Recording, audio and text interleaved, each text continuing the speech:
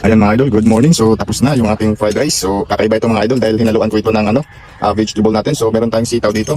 At saka hinaluan ko rin siya ng siling haba. So kita niyo naman. So mamaya papakita ko sa inyo paano ko siya niluto. So meron din tayong tuyo mga idol yan. So ito yung pang-almusal natin. Tapos may kape rin tayo. Ayan, so before we eat mga idol, so let's pray muna.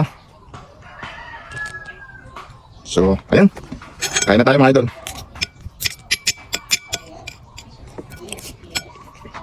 Sarap mga idol. Baka makalimutan natin mga idol. Hinaluan ko pala ito ng itlog. Sigurado magustuhan ito ng mga bata mga idol. Tapos meron tayong tuyo. Napakasimple yung almusal natin mga idol. So talagang gaganahan natin kumain. Tapos may kape pa tayo.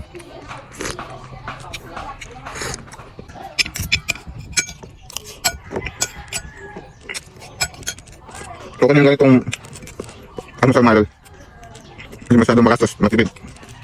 Tapos may tuyo ka pa. Tapos hindi mo maramdaman yung anghang nito mga idol. Yung sitaw pala natin mga idol, presko pa ito mga idol, kakapitas lang din.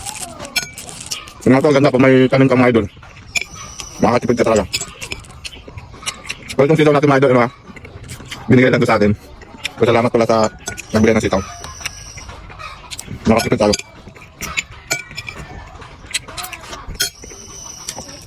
Sarap.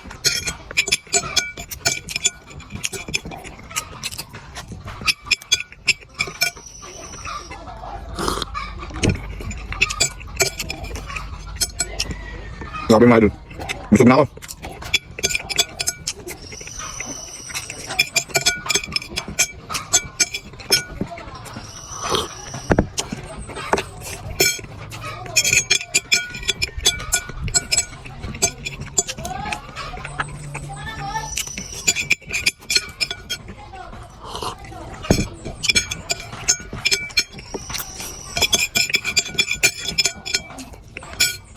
Kaya mga idol, mabos natin yung pagkain natin.